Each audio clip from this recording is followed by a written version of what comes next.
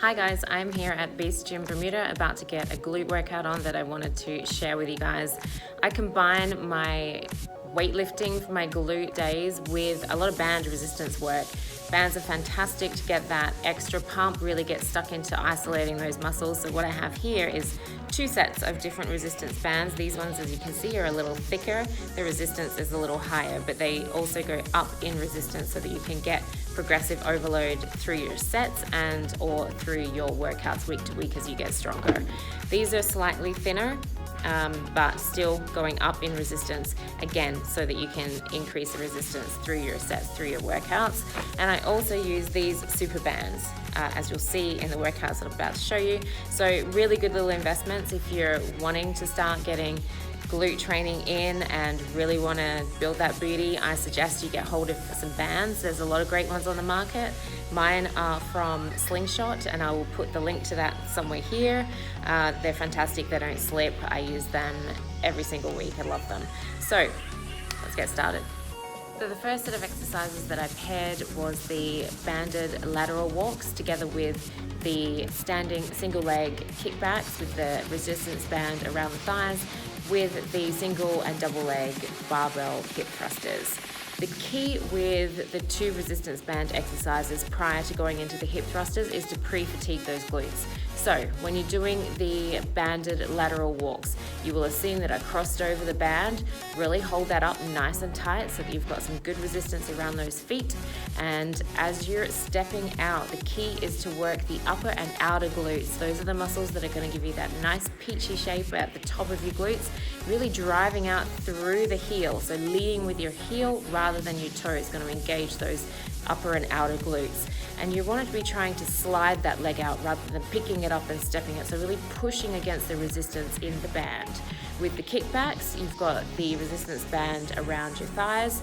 The first set of 20 that I did, I was kicking straight backwards. So keeping that leg nice and straight, and what you want to do is pause for a slight second at the top, really squeezing into that upper glute with your foot flexed and driving again through the heel. So 20 of those, kicking straight back, and then you will have seen the second set that I did. I took my leg slightly out onto the diagonal, so then I started working the upper and the outer glute muscle, really getting into that nice peachy shape of the glute. Again, pushing out with the heel and with a slight pause at the top of the resistance just to give it that extra squeeze. I went into the single leg and double leg hip thrusters. You will have seen that the single leg hip thruster is a little bit tricky with the barbell to balance. So what you can do instead is just use a dumbbell and rest that in your lap. It does the exact same job, or if you're completely new to this, just use your body weight. That's perfectly fine as well. When you're doing those hip thrusters, you really want to drive through the heel, try and keep your toes lifted off the floor so that you're not engaging your quads, and you're really just using your hamstrings and your glute muscles to squeeze and push you up. Slight pause at the top and squeeze that glute as hard as you can. The position of the bench when you're doing the hip thrusters, you want that bench just below your shoulder blades, not too high, not too low, and keep that chin tucked into your chest to protect your neck. The next set of exercises that I paired started with the rope cable pull through. With that exercise, you want to have your weight in your heels, again, really pushing those hips right back. Your arms are just there to hold the weight. They're not pulling on the rope to help pull the weight up as you stand up. So when you're pushing back, push those hips back, keep your weight in your heels, and use your glutes and your hamstrings to pull you up. It really works into the glute and the hamstring tie-in. Great exercise for that. Then went on to a single leg cable deadlift. Again, this works the glutes and the hamstring tie-in. You're just working one leg at a time. As you're bending forward with that weight, that back leg, the resting leg acts as a pendulum. So just let that hang at the back and keeping that body in sort of a straight line. As you bend forward, the back leg comes up, and as you raise up, the back leg comes back up to that standing position. Using your glute and your hamstring to do all the work. Again, there's no movement in the arm. The arm is just there as a lever to hold the weight for you. That cable single leg deadlift can be a little bit tricky to balance, so if you have some difficulties and if you're just getting started, you can also do the same exercise holding a dumbbell and holding on with one hand to a pole or a bar, holding the dumbbell in that opposite hand and doing the exercise that way so that you've got a little bit better balance. When you're doing the squat and the lateral leg lift with the band around your thighs, as you squat, really think about pushing those knees out against the resistance band to really work again into those upper and outer glutes.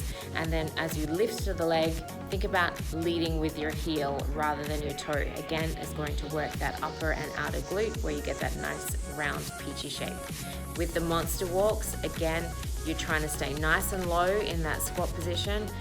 No coming up, stay right down nice and low. Again, sliding that leg out against the resistance on about a 45-degree angle. So sliding it out as you take a step forward, pushing that leg against the resistance band, and again, driving out with your heel rather than leading with your toe. The next set that I paired was the barbell glute bridge with the reverse hypers with the band.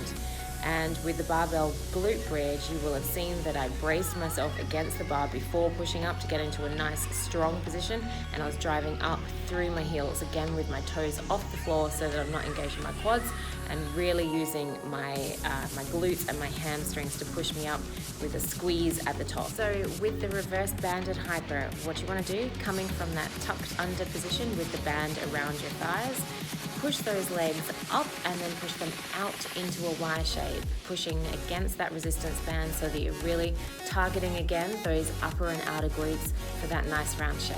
A little pause at the top before you bring the legs back to the tucked position.